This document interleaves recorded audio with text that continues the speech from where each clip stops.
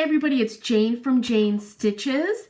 This is number 2 in my series about how to mark fabrics for hand piecing. And in this video, I'm going to tell you about stamps. These are my absolute favorite because you just literally put the stamp in ink and ink your fabric. They're fabulous. So to begin with, let's talk about preparing your fabric. Whether I have new fabric or I buy vintage fabric, I throw them in the wash in cold water with the tiniest amount of detergent. I launder them. I then put them in my dryer, not until they're bone dry, but they still feel kind of damp, right? Then I bring them up to my ironing board. I iron them. And I don't immediately fold them. I then let them kind of rest. I'll either hang them over my ironing board and move them periodically so I don't get permanent bends in my fabric, or I have a sofa in my studio. I'll put them over that just so I know they've cooled off and they are completely dry. And then I fold them onto comic book cards, and I made a video on how to do that. But that's how I prep my fabric. Now, to get yourself going with stamps, let me first show you some things because people have asked about this. These are these little house blocks that I showed in a video. Aren't they adorable? And these are all made from stamps. Or that's how I marked these gazillion little tiny pieces.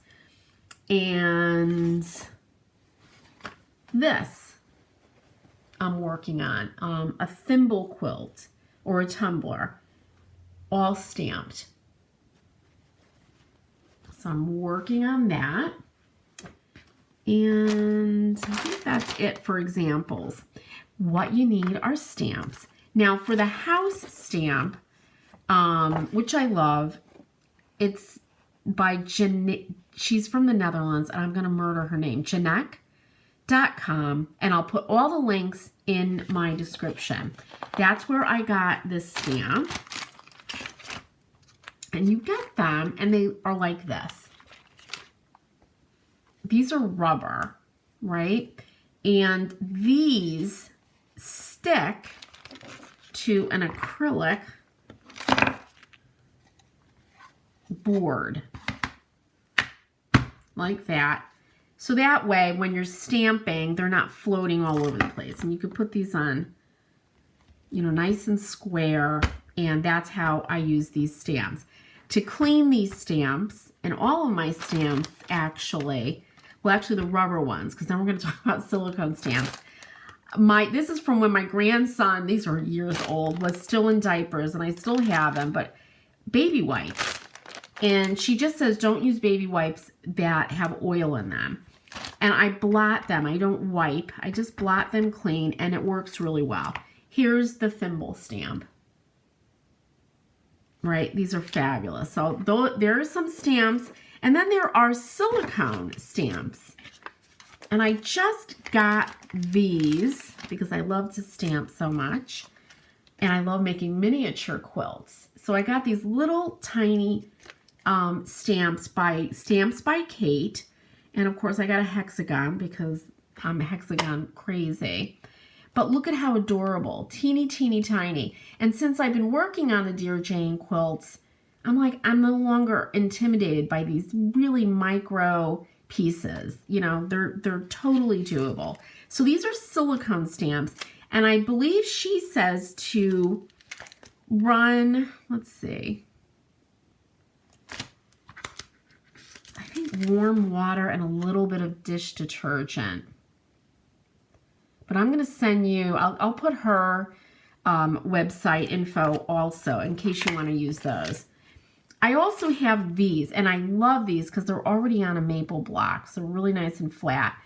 And these are, I don't even remember, I think I got these on Zazzle years ago. I've only used this one. Clearly, I didn't know you were supposed to clean it. I have cleaned it since, but it's stained by this black ink. But they have the sewing line and the cutting line, so they're fabulous. Now let me show you how to use these. I'm going to grab, my table isn't super flat, so I'm going to grab my patchwork board. I always put a little scrap of, you know, crappy fabric so I don't get ink on everything. And I put my fabric down. Now I'm using VersaCraft. It's a multi-purpose water-based pigment ink.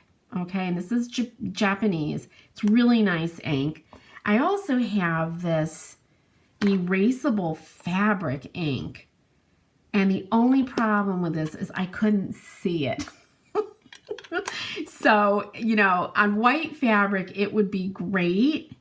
But it just, you know, it just didn't work out so well because I do a lot of scrappy stuff. So you grab your pad, put that down, and then what should we stamp?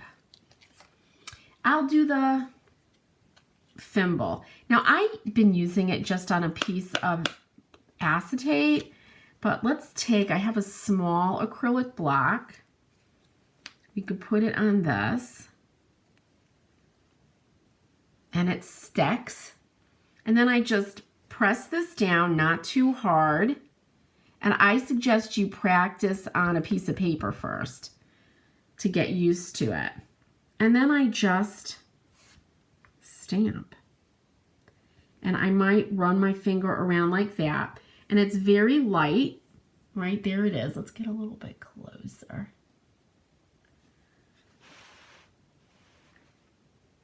You can see it there. If you want to make it a little bit darker,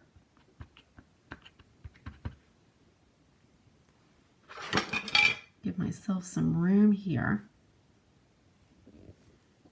And of course, once you put it down, you don't want to move it around. All right, and there it is a little bit darker. But you get a nice sharp line. You've got your cutting line and your sewing line with one stamp. It's that easy. That's why I love these. And I'll kind of really squeeze them in like that, right? And then I'll mark this whole thing, put it on my cutting tray, my sewing tray, and I'll cut them all out, you know, while I'm watching something. Have you been watching The Count of Monte Cristo? It's fabulous. And then I'll start sewing. It's like they're ready to go. It's not this whole thing. So I really, if you're really into hand piecing and you want to simplify, get your favorite shapes, right? These squares are fantastic. This house is, you know, of course, amazing. I'm so afraid it's going to wear out that I might even buy a second one. I'll put her link in there. But for me, it's the easiest way to mark my fabric for hand piecing. And then when I'm totally done, I'll show you what I do. And I just rip these baby wipes into pieces because you don't need a lot. And see, everything just comes up. And then I let these dry, and I keep everything in a plastic container. All right, and that's it, you guys. Super easy. Then you go. I've got my sharp little Karen K. Buckley scissors that are serrated that have changed my life because they don't push the fabric out. They grab it and you get that really nice sharp cut.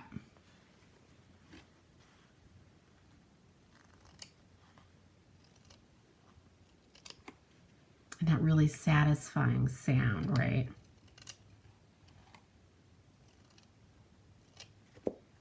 And there is your piece ready to get sewn to other ones. Any questions at all, please ask. I will put all the links in the description below. Give it a shot. It will simplify your life a little bit. though I don't mind marking. You know, I go to my Zen place with my pencil, my mechanical pencil, my ruler, and I do a bunch at once. That's the key too, is to batch. So that way you can really get some long stretches of sewing without having to remark everything.